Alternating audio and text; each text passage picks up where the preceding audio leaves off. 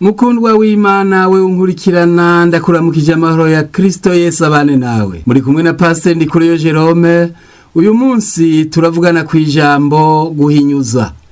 Twifashisha umurongo dusanga muri Yohana igice cya 16 ku murongo w'8 havuga ngo uwo niyaza azohinyuza abisi abemeza ivyicaha n'ivy'ukugororoka n'ivy'amateka. Wobaza uti none ko tubona ngo uwo niyaza uwo yavugwa ninde? Ni mpwemu yera. Muri programa y'Imana Yesu amaze gucungura isi, nukuvuga bari mu isi bose, hakurikira igikorwa ca mpwemu yera. Igihe Yesu yari kwasubira mu ijuru niho yavuganye n'abigishwa biwe aya majambo tumaze gusoma. Ko mpwemu yera azohinyuza abanse kwizera ko ari umwana w'Imana, akaba n'umukiza w'abantu bose. Hahinyuzwa canke hahinyuzanya abagiye impari, ababurana, abadahuza canke ababesheraniye. Iyo bimeze bityo hasabwa uhinyuza kugira ukuri ntikunigigwe mu menshi. Nshuti yanje, waranse kwizera Yesu, wamana imiburano iyo wumvise abavuga ivya Yesu. Bimeze nkaho Yesu agufitiye ideni, ni nkaho hari kibi yagukoreye, yamara ni we uri mufitiye.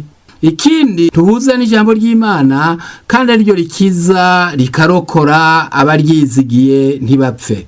Niwumva ko hakenewe agahinyuza kagushisa ku kwizera uyu mwami agukunda kugeza atanga ubugingo bwiwe kugira we ubeho. Igihe kimwe mu isezerano rya kera habaye agahinyuza muri Isirayeli ku musozi witwa Karumeli. Abisirayeli bansi Imana basenga ibigirwamana. Imvura icimara imyaka 3 n'amezi 6 itagwa kuko ivyaha biza n'umuvumo. Umwami Ahabu abonye Eliya wavugishwa n'Imana bagira impari. Umwe ati ni wewe watumye imvura itagwa, uwundi ati ni wewe watumye imvura itagwa. Haba impari, baca bavuga bati ngo tugira agahinyuza Imana yerekane uwabiteye.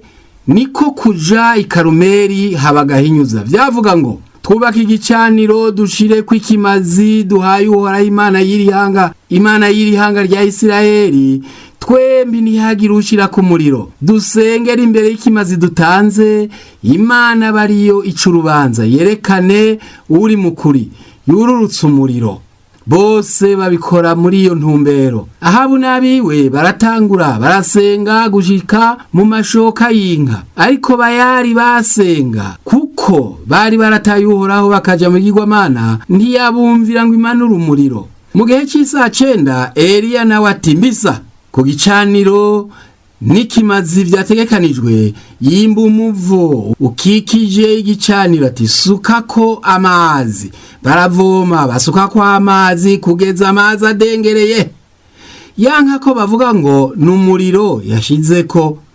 Aca arasenga Imana ikimanura umuriro rigata ikimazi n'igicaniro n'amabuye acubatse n'ayamazi.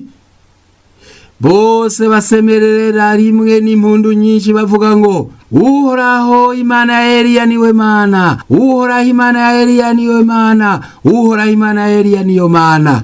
Ngaka gahinzwa kaberi Karumeli wateye ko imvura itagwa imyaka 3 n'amezi 6 aramenyekana, impari zirahera. Iki nico mpwemu yera akorera mu muntu. Umuntu yamana ivyitwazo n'impari muri we zimubuza kwihana no kwizera Yesu. Kutizera Yesu mu maso ya mpwemu yera ni icaha kibi. Mpwemu arakubaza ati mbega warizeye Yesu? Mbega ukora ibigororotse? Mbega uribuka ko hazoba amateka ku bantu bose? Nshuti yanje unkurikira, emerera mpwemu yera, iki ni gihe c'ubuntu imbere y'Imana. Nico gituma mpwemu ahinyuza umuntu wese mu mutima wiwe. Ntawamara amaza, ntawakoze isoni ngo ivyaha vyiwe abishire ku karubanda bose babimenye. Oya, abikora mwibanga ahinyuza nyene vyo. Nico gituma wumva ijwi mugendana rikwingingira kwizera Yesu no kwihana. Ahandi dusoma ngo atwikundiririza fuha. Hanyuma y'ikiko ca mpwemu yera hazoba amateka ku bantu bose. None ngusengere, uremeye kwizera Yesu? Atura ivyaha vyawe nimba uvyemeye.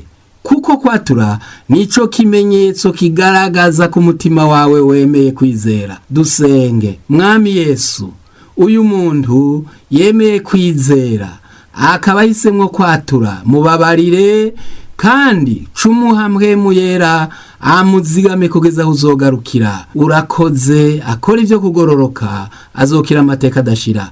Turagushimiye mu izina rya Yesu Kristo umwami wacu, amen. Imana iguhezagire.